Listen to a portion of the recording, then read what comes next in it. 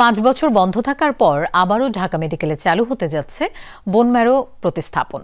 নতুনভাবে প্রস্তুত করা হয়েছে পুরো সেন্টার। প্রতি মাসে 5 জন রোগী ভর্তির সুযোগ পাবেন। স্বাস্থ্য বিভাগ বলছে আরও 2টি সরকারি হাসপাতালে এই চিকিৎসা চালু করা হবে। সময়টা 2013। ব্লাড ক্যান্সার ধরা পড়ে রেজওয়ান রশিদ ফাহাদের। পরের বছর ঢাকা মেডিকেলের রক্ত রোগ বিভাগে বোন মেরু প্রতিস্থাপন হয় তার। সুস্থ হয়ে বাড়ি ফেরেন ফাহাদ। আমি সুস্থ হব এমন কেউ বলতো না, তো এখন আমার ট্রান্সপ্লান্ট হলো।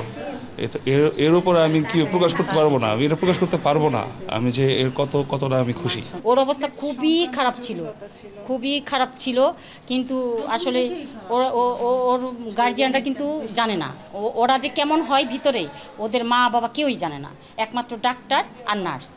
ফাহাদের মতো বোন ম্যারো প্রতিস্থাপনের মাধ্যমে জটিল রোগ থেকে সুস্থ হয়েছেন আরও 58 জন।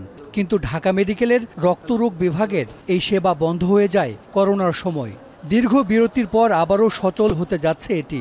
সম্প্রতি বোন ম্যারো প্রতিস্থাপনের জন্য ভর্তি হয়েছেন 3 জন রোগী। চলতি মাসেই তাদের অপারেশন। এটা খুব কস্টলি চিকিৎসা। সরকারের দিক থেকে আমরা একটা ফান্ড অ্যালোকেশন দিয়েছি। রোগীদের প্রতি আমার অনুরোধ থাকবে, যাদের সামর্থ্য আছেন তারা সুযোগটা নিতে যাবেন না, যাদের সামর্থ্য নাই তারা এখান থেকে সুযোগটা নেবেন। বোন ম্যারো প্রতিস্থাপনে ঢাকা মেডিকেলে বেড আছে 5টি। একজন রোগীকে 20 থেকে 25 দিন ভর্তি থাকতে হয়। ব্যয় 5 থেকে 7 লাখ টাকা। বেসরকারিভাবে তা প্রায় 15 লাখ। সব মিলিয়ে ঢাকা মেডিকেলে বছরে 60 জন পাবেন এই সেবা, যদিও চাহিদা 1000-এর বেশি।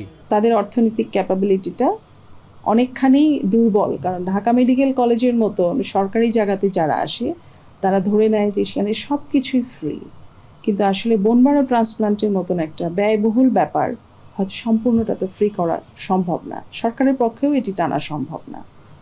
তো এটি একটা বড় চ্যালেঞ্জ।